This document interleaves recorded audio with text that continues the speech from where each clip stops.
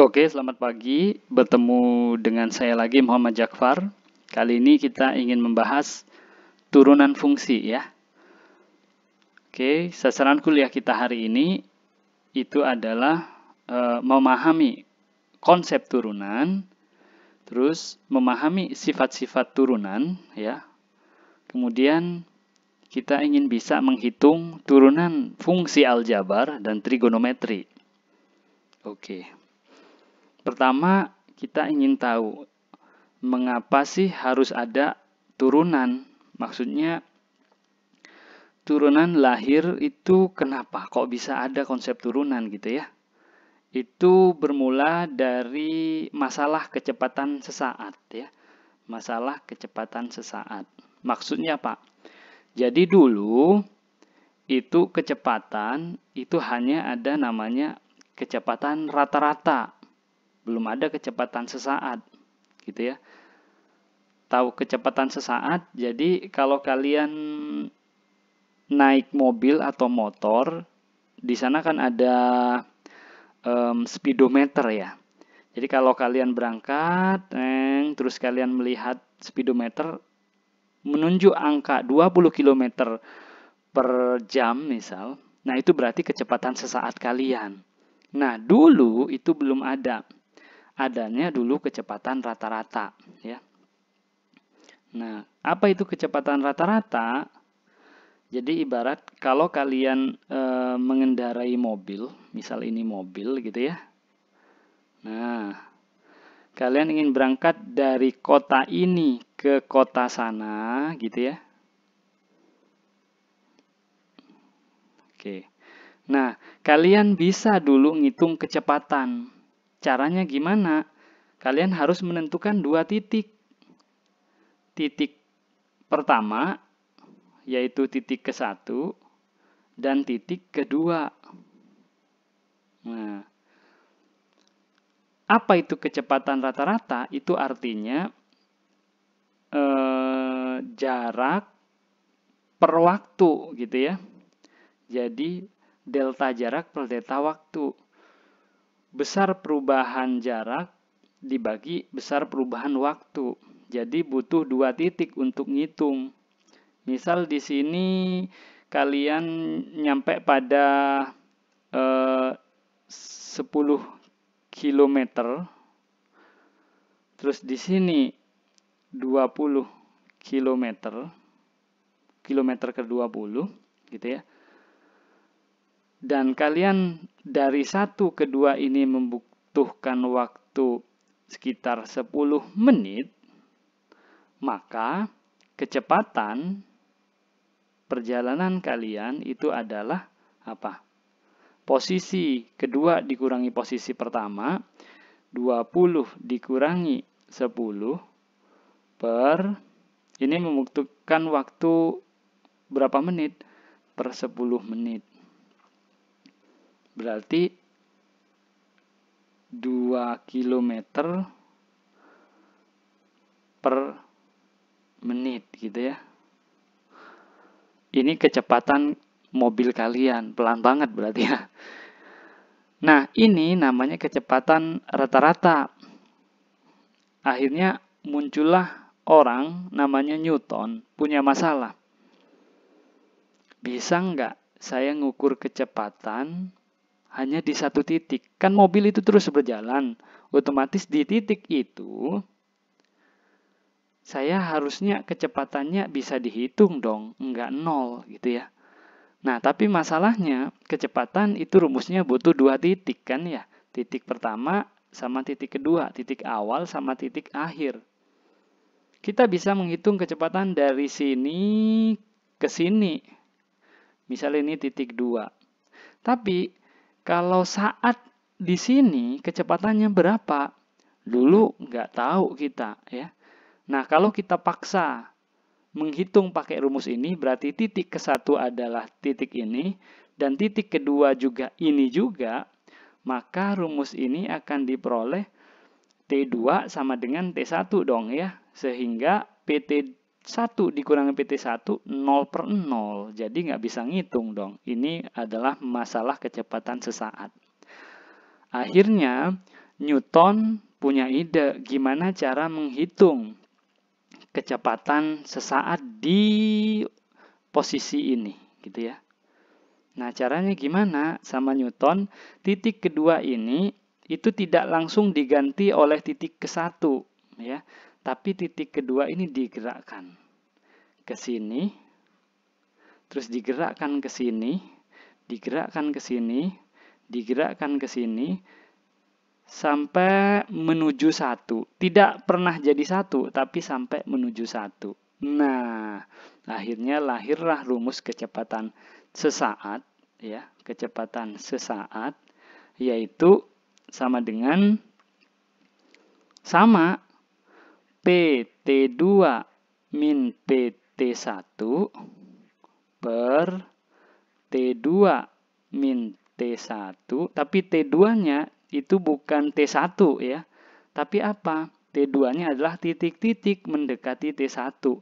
Jadi limit T2 menuju ke T1. Inilah rumus kecepatan sesaat yang dilahirkan oleh Newton ya. Mungkin kalau Newton tidak menemukan ini, alat speedometer sampai sekarang mungkin nggak ada gitu ya. Oke. Masalah kedua. Nah, dari tempat yang berbeda, ada orang namanya Leibniz. Ya, kalau Newton tadi dari Inggris, ini Leibniz dari Prancis ya. Nah, dia punya masalah. Masalahnya apa?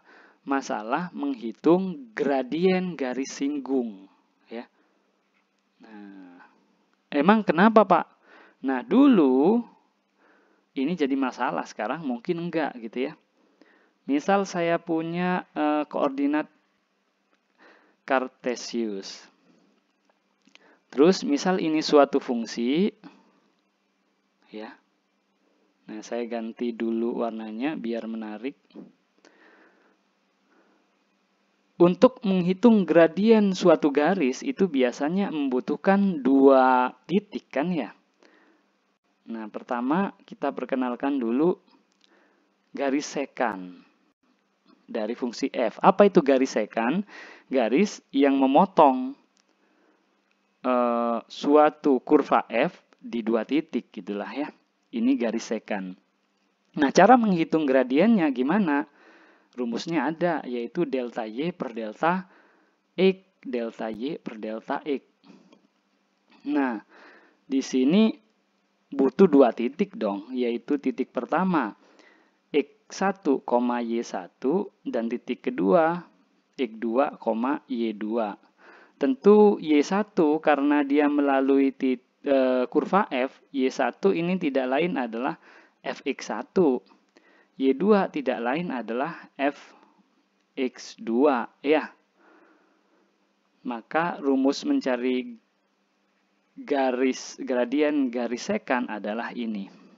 Nah, masalahnya Pak Leibniz adalah gimana cara membuat atau menghitung gradien garis singgung ini.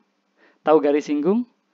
Garis singgung adalah garis yang menyinggung suatu kurva sehingga kurvanya sakit hati gitu ya, bukan. Jadi garis singgung adalah garis yang memotong suatu kurva f hanya di satu titik. Nah, hanya di satu titik gitu ya. Padahal selama ini kita bisa menghitung gradien kalau punya informasi dua titik. Gimana kalau satu titik? Apakah ya udah titik keduanya ya titik satu ini? Nah, kalau kita paksakan titik ke satu dan titik kedua adalah titik yang sama, maka rumus ini akan diperoleh kan fx2 nanti sama dengan fx1 gitu ya. Otomatis ini hasilnya 0 per 0. Berarti nggak ada dong gradiennya. Padahal jelas garingnya miring gitu loh. Nah, dari sini Pak Leibniz barulah ngitung gimana ya caranya. Akhirnya caranya adalah kita geser kata Pak Leibniz titik ke satu ini ke sini. Nah, ya. Kan kira-kira kemiringannya seakan-akan akan mirip ini. Kita geser lagi. Oh, mirip lagi. Oke, kita buat si titik ini, si titik ke satu ini, kita buat mendekati titik ke 2. Sehingga nanti diperolehlah suatu garis singgung gitu ya. Nah, gimana jadinya rumusnya? Ya udah, tidak lain adalah rumus gradien garis singgung GS gitu ya, garis singgung. Itu ya sama kayak ini fx2 min fx1 per x2 min x1. Nah, cuman si x2 itu kita buat seakan-akan mendekati si x1, bukan sama dengan x1. Jadi kita limitin dong x2 mendekati x1. Ini adalah gradien garis singgung suatu kurva f di titik x1 gitu ya. Nah, kalau kita perhatikan rumusnya Pak Leibniz dengan rumusnya Pak Newton tadi, ya ini kecepatan sesaat pada waktu t sama dengan 1, sama loh, ya kan? Sama, lihat. Nah, cuman beda variabel aja, beda simbol aja, tapi sebenarnya sama. Nah, inilah yang disebut dua masalah yang berbeda, tapi satu solusi. Dan ditemukan oleh dua orang yang berbeda di tempat yang berbeda pula. Satu, masalahnya Newton terkait kecepatan. Satu, masalahnya Leibniz terkait garis singgung. Dan dari situ melahirkan atau menurunkan rumus yang sama, ya. Sehingga pada waktu itu udah dibuktikan juga bahwa mereka tidak saling contek ya, karena negaranya juga berbeda dan di waktu yang hampir bersamaan, jadi tidak saling contek. Sehingga rumus ini kita namakan rumus apa ya? Apakah rumus yang diturunkan oleh Newton atau yang diturunkan oleh Leibniz? Nah, agar adil, maka namanya kedua penemunya ya udah tidak usah dituliskan. Jadi rumus ini baik itu diturunkan oleh Newton atau Leibniz, tetap rumus ini namanya kita namakan rumus turunan gitu ya. Leibniz dan Newtonnya dibuang namanya. Biasanya kan kalau penemu selalu ditempelin ke rumusnya kayak teorema Pythagoras gitu ya. Hukum Joule, hukum Hooke, dan lain-lain. Tapi khusus turunan ini dia tidak punya. Oke, integral pun itu ada namanya integral Riemann gitu ya. Oke, lanjut. Jadi dari situlah muncul definisi turunan. Apa itu turunan? Jika fungsi y sama dengan fx. Jika fungsi f itu adalah y sama dengan fx, dikatakan punya turunan di A, ya, dikatakan punya turunan di A jika limit berikut ada. Nah, jika nilai limit ini ada. Kenapa Pak harus ada? Karena kita tahu di bab sebelumnya, tidak semua fungsi punya limit di suatu titik, bisa punya, bisa enggak. Nah, jika limitnya ada atau punya, maka si fungsi f punya turunan di titik A.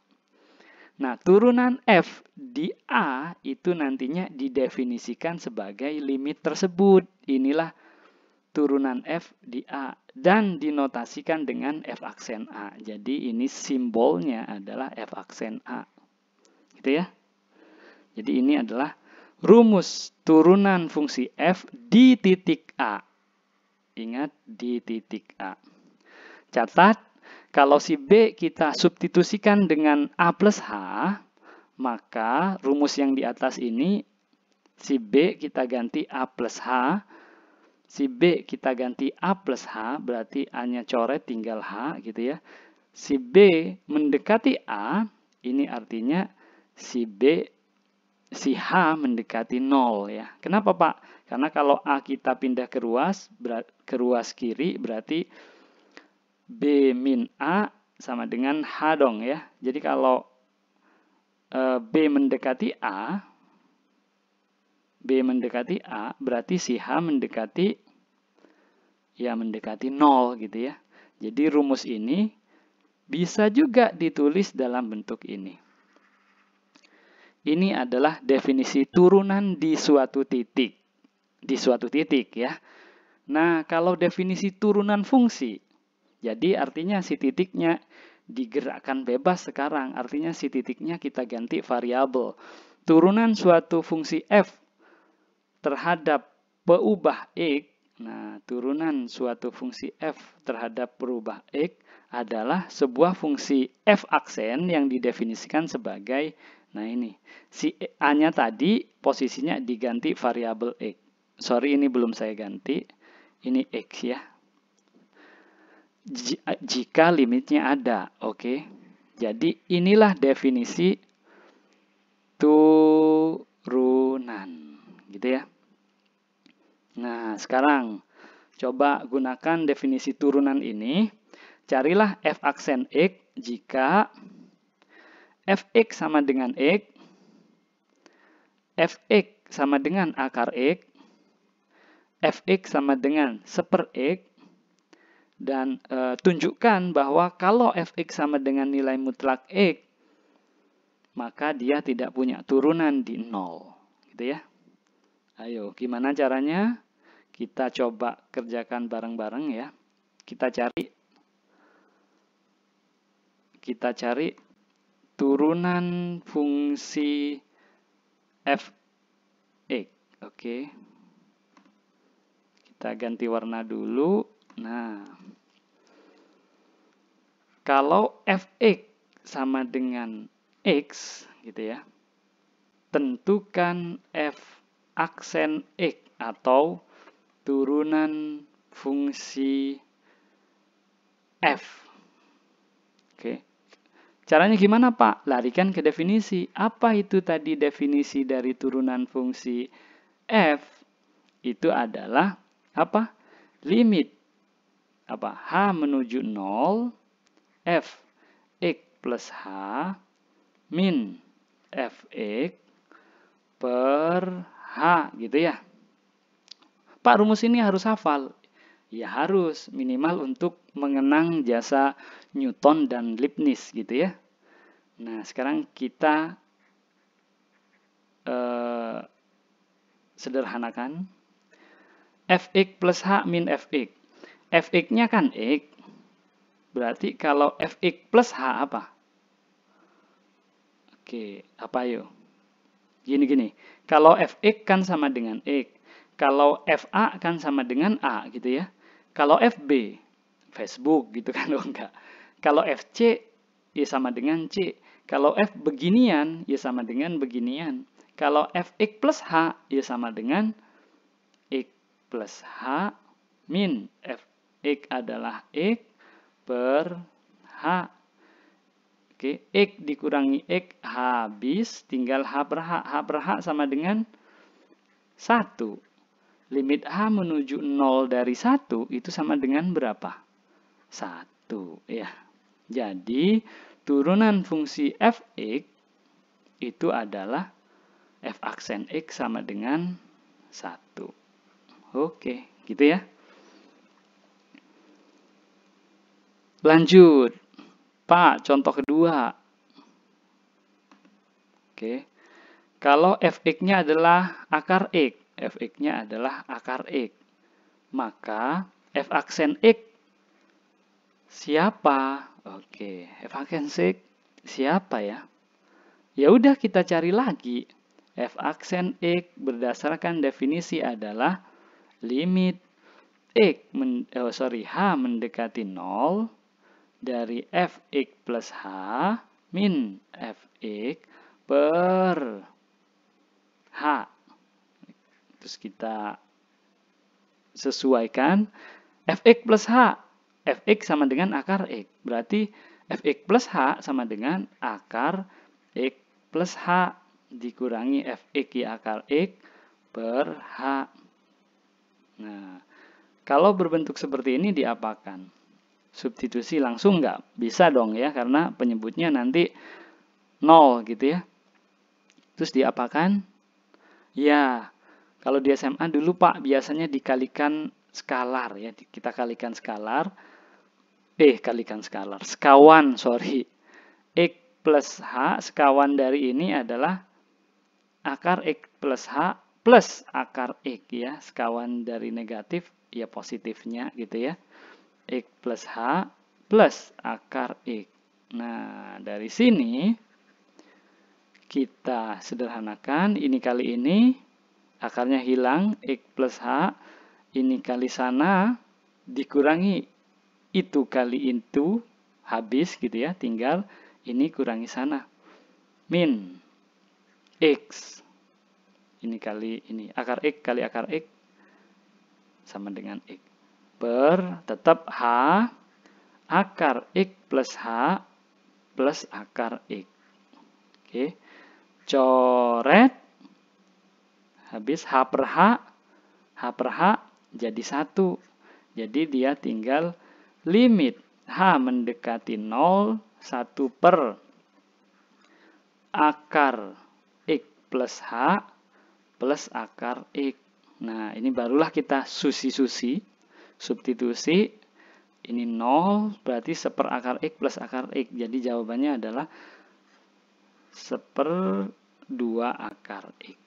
Gitu ya. Jadi turunannya adalah 1/2 akar X. Oke. Jadi proses mencari turunan agak panjang ya. Fungsinya aneh lagi, ya lebih panjang lagi gitu ya. Pak, nomor 3 tadi kok kita disuruh membuktikan bahwa dia tidak punya turunan di 0. Emang ada fungsi yang tidak punya turunan? Ada ya, sekarang kita tunjukkan. Kalau Fx-nya sama dengan mutlak X tadi ya, tunjukkan bahwa dia punya turunan enggak di 0. F aksen 0 siapa gitu ya. Yaudah kita pakai rumus turunan tadi. Ingat rumus turunan kan ada 2. Sekarang kita coba pakai yang kedua ya, yang satunya ya. Yang satunya gimana? F aksen 0 sama dengan limit apa? X mendekati 0 gitu ya. Fx min F0 per X min 0 gitu kan ya.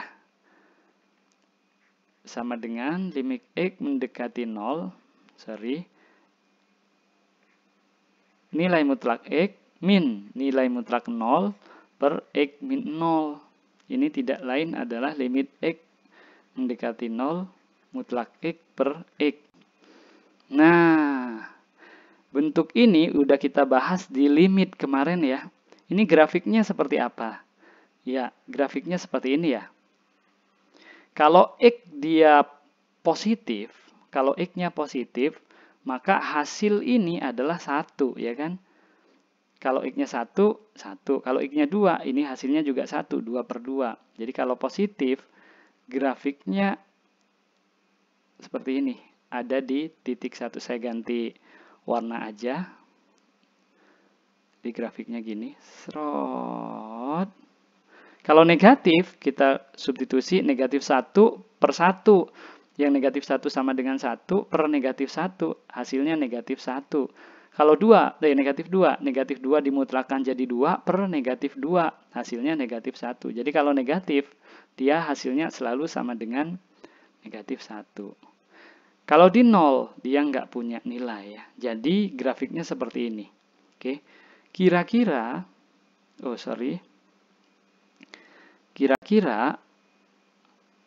hasilnya berapa kalau begini? Kita lihat limit kanan dari fungsi f ini, limit x menuju 0 dari kanan dari fungsi f ini, berapa? Ya, mendekati 1 ya. Sedangkan limit kirinya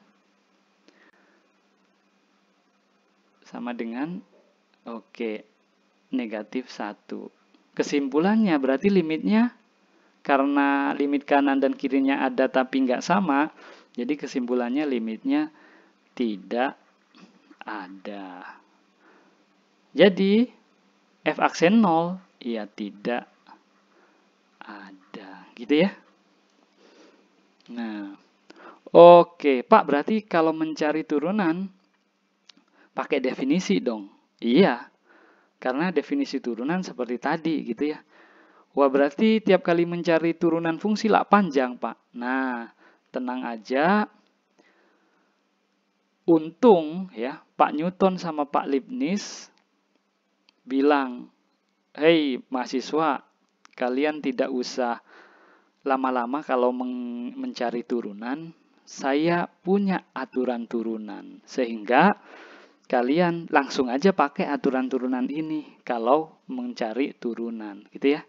Nah, aturannya adalah, nah ini. Oke.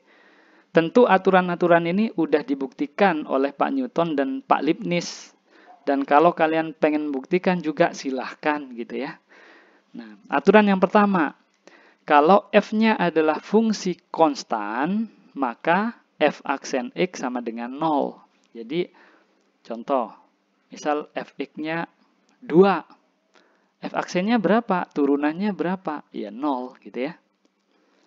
Nah, ini yang kedua.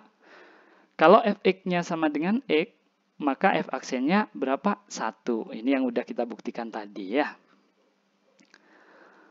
Aturan ketiga, aturan pangkat ini namanya. Kalau fx-nya adalah x pangkat n, untuk n bilangan bulat positif, nanti akan diperluas, tapi sekarang untuk yang pangkat positif dulu, maka turunannya seperti yang kalian lakukan di SMA ya. Pangkatnya diturunkan, kayak dikali gitu, terus pangkatnya dikurangi 1. Contoh, kalau fx-nya adalah x pangkat 5, maka turunannya adalah berapa? 5-nya turun gitu ya di SMA. X pangkatnya 5 kurangi 1, jadi 4. Gitu ya. 4. Aturan kelipatan konstanta. Oke, jadi kalau ada fungsi, ada konstanta, konstantanya bisa dianggap langsung keluar atau pengalinya gitu ya. Contoh, misal fx sama dengan 8x kuadrat. Maka turunannya berapa? 8-nya tetap seakan-akan dia keluar. Kita tinggal kali turunan ini. Turunan ini berapa? Oke, 2x. Jadi kalau disederhanakan sama dengan 16x. Gitu ya. Aturan jumlah. Aturan jumlah atau aturan selisih juga boleh. Jadi kalau fungsinya berbentuk penjumlahan dua fungsi, misal x pangkat 8 ditambah 5x kuadrat, maka untuk mencari turunannya itu adalah dengan masing-masing suku diturunkan kemudian ditambahkan. Udah gitu aja. Jadi masing-masing diturunkan. Ini turunannya adalah 8x pangkat 7. Ini turunannya adalah berapa? 10x gitu ya. Itu untuk penjumlahan dan pengurangan. Jadi kalau dia berbentuk jumlah atau pengurangan dua fungsi, ya berarti masing-masing diturunkan, habis itu dijumlah atau dikurangi gitu ya. Nah, khusus aturan perkalian dan pembagian tidak seperti itu. Jadi kalau ada fungsi berbentuk perkalian atau pembagian, misal apa? 2x plus 5 sama x pangkat 7 plus 3x. Misal ya. Maka turunannya siapa? Ya bukan masing-masing diturunkan terus dikali, bukan. Ya, tapi gunakan aturan hasil kali dan aturan hasil bagi. Ya, jadi aturannya seperti ini. F kali G aksen itu sama dengan F aksen kali G ditambah F kali G aksen. F aksen kali G ditambah F kali G aksen. Kalau di SMA mungkin rumusnya agar mudah dihafal sama gurunya diganti UV ya. Jadi U aksen kali V ditambah U kali V aksen, gitu ya. Nah, jadi kalau ini, misal ini U, ini V, maka turunannya adalah U aksen kali V, turunan ini kali ini. Turunan ini berapa? 2 dikali ini tidak diapa-apain, X pangkat 7 plus 3X, ditambah, sekarang diganti, ini yang tidak diapa-apain, 2X plus 5, dikurangi ini yang diturunkan. Berapa? 7X pangkat 8 ya. Sorry. Kemudian silahkan disederhanakan. Oke. Nah, karena ini aturan turunan berupa teorema, berarti kita harus membuktikan dong. Nah, yang paling menarik ini kita membuktikan ketimbang nomor 1, 2, 3, 4, 5, 6, 7, yang paling menarik kayaknya nomor 6 dan 7. Kenapa Pak? Kok aturan perkalian, kok nggak U aksen dikali V aksen gitu aja, kok malah bentuknya seperti ini gitu ya. Maka buktinya seperti berikut nih. Misalkan Fx sama dengan F besar X sama dengan F kecil X dikali Gx gitu ya. Ini berbentuk perkalian dua fungsi. Maka siapa F besar aksen, siapa turunannya? Kembalikan ke definisi, ini definisinya ya. Oke, kemudian ganti ke bentuk ini karena F besar X sama dengan Fx Gx. Oke. F besar X plus H, berarti di sini F kecil X plus H, G kecil X plus H gitu ya. Dapat ini. Sampai sini paham? Oke, lanjut. Nah, di sini agak tricky ya, dia trik. Kan ada dua suku di sini, ini sama ini. Tapi sama Pak Newton dan Leibniz disisipi ini dan ini. Ya. Ditambah Fx plus H Gx, tapi juga dikurangi Fx plus H Gx. Artinya tidak merubah nilai apapun ya, tidak merubah nilai apapun. Nah, untuk apa Pak dikasih gini? Biar bisa dikumpulkan ya. Nah, kalau bentuknya seperti ini, nanti kita akan bisa mengumpulkan. Kita lihat ini ya sama ini, terus ini sama ini. Oke, kita lihat Fx plus H, ini ada juga Fx plus H. Sifat distributif bisa keluar dong. Fx plus H, berarti tinggal, yang ini tinggal Gx plus H, yang ini tinggal Gx. Idem dengan sana yang sama adalah Gx, jadi Gx-nya keluar, berarti ini tinggal X plus H dikurangi ini tinggal Fx. Oke, gitu ya. Kemudian, sifat limit untuk berbentuk penjumlahan bisa pecah, berbentuk perkalian bisa pecah. Jadi limit semua ini itu adalah limit ini dikali limit ini ditambah limit ini dikali limit ini gitu ya. Diperoleh ini. Oke. Nah, kita lihat limit ini siapa, Pak? Yo, siapa? Ini kan tidak lain definisi turunan ya. Turunan dari G. Nah, makanya muncul G aksen di sini. Oke. Ini siapa, Pak? Ini juga turunan ya, turunan F aksen. Ini Gx. Kenapa gak ada limitnya, Pak? Karena dia tidak ada variabel H, jadi dia langsung keluar aja gitu ya. Sedangkan ini Fx plus H untuk H mendekati 0, berarti Fx. Ya. Oke. Selesai, terbukti ini alasan kenapa U V aksen ditambah V U aksen, gitu ya. Oke, contoh penggunaan turunan. Tadi sebenarnya udah, tapi di sini kita kasih lagi. Lihat, nomor 1, Fx sama dengan perkalian dua fungsi. Berarti kita pakai aturan apa? Perkalian ya. Oke. Kalau yang kedua, pakai aturan pembagian. Oke, sip. Dengan aturan pangkat, jumlah, dan hasil kali, maka diperoleh ini ya. U aksen V, U V aksen, dapat ini. Sedangkan yang G, ini ya. Ini adalah U, ini adalah V, maka U aksen, kali V dikurangi U kali V aksen per V aksen, V kuadrat ya. Enggak usah aksen. Oke. Sehingga kalau disederhanakan jadi seperti ini. Udah.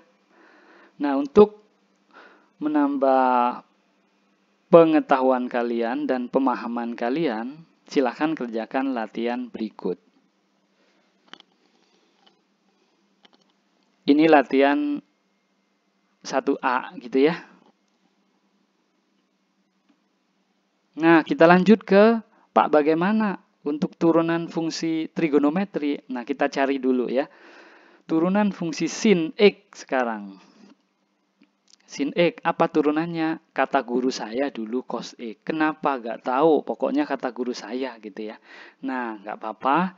Tapi kalian sekarang udah S1, jadi harus tahu alasannya dari mana. Jangan-jangan bukan cos, jangan-jangan selama ini saya hanya dibohongi gitu ya. Nah, kita cari tahu gimana? Ya kita buktikan. Nah, bukti. Kita lihat. Ya sama, untuk mencari turunan, kita kembali ke definisi. F aksen X, apa definisinya tadi? Limit H mendekati 0, F X plus H min Fx per H. Karena F-nya adalah sin, jadi sin X plus H min sin X per H, gitu ya. Sampai sini paham? Oke. Dari sini ke sini. Ingat, aturan sin sudut ganda, sin X plus H, di SMA dulu sudah, yaitu adalah sin cos cosin gitu ya. Maksudnya sin X kali cos ditambah cos X kali sin H gitu ya. Jadi yang ini pecah jadi ini. Oke. Nah, habis itu dari sini ke sini gimana, Pak? Itu kita pakai aturan pengumpulan ya. Kita kumpulkan. Yang ini saya kumpulkan dengan yang sana. Artinya apa? Posisi ini saya geser ke sini. Ya. Ini posisinya geser, ini pindah ke sana. Jadi, saya tulis di sini pelan-pelan. Sin X cos H dikurangi sin X ditambah cos X sin H per H. Nah, kemudian ini saya kumpulkan, ini sendiri. Sin sama-sama ada sin, bisa keluar dong. Oke, bisa keluar. Terus siapa yang keluar? Min sinnya kita keluarin, min sin X. Berarti yang tersisa tinggal apa? Kalau ini keluar min sin X, berarti yang tertinggal tinggal min cos H. Yang ini tinggal plus 1 per H. Atau bisa kita tulis seperti ini. Ya. Oke. Sedangkan ini tetap ini. Oke. Lanjut, sifat limit. Limitkan masing-masing suku gitu ya. Terus, ini kan tidak memuat variabel H, jadi dia dianggap konstanta, bisa keluar dari limit. Terus ini juga cos X bisa keluar dari limit, terus tinggal ini. Ini sudah kita bahas dulu di limit trigonometri. Kalau bentuknya seperti ini, hasilnya tidak lain adalah 0 ya, limit H mendekati 0, 1 min cos H per H itu sama dengan 0. Kalau ini juga sudah kita bahas saat limit trigonometri, hasilnya berapa? Ya 1. Jadi sama dengan ini kali 0 habis, cos X kali 1, ya cos X. Jadi turunan sin X terbukti adalah cos X. Gitu ya. Nah, untuk turunan fungsi cos X, Pak. Kalau untuk cos X, maka turunannya adalah, hati-hati, negatif sin X. Jangan lupa negatifnya ya. Jadi kalau sin X turunannya adalah cos X, tapi kalau cos X turunannya adalah negatif sin X. Buktinya gimana? Sama. Serupa dengan cara tadi ya. Definisi, terus kosinus sudut ganda. Kosinus sudut ganda, kalau ada cos X plus H kan berarti apa? Cos min sin gitu dulu ya ngafalinnya. Cos X, cos H, min sin X, sin H. Habis itu sama, kita kumpulkan ya, kita kumpulkan ini dengan itu, dapat ini, terus yang di sini tetap itu. Lakukan hal yang serupa kayak tadi sehingga diperoleh ini kali 0 habis, min sin X kali 1 tidak lain adalah min sin X. Jadi turunan cos X terbukti benar adalah negatif sin X. Dengan cara yang serupa atau menggunakan sifat-sifat, kalian bisa menentukan turunan fungsi trigonometri yang lain ya. Turunan tangen adalah sekan kuadrat, turunan kotangen adalah min kosekan kuadrat. Turunan sekan adalah sekan X tangen X, turunan fungsi kosekan adalah min kosekan X kotangen X. Ini kalian cek sendiri. Dan agar cepat dalam mengerjakan silahkan dihafalkan gitu ya. Lanjut. Nah, untuk mengecek pemahaman kalian silahkan kerjakan latihan berikut ya untuk turunan trigonometri. Oke. Sampai sekian dulu kita akhiri pertemuan kita. Assalamualaikum warahmatullahi wabarakatuh.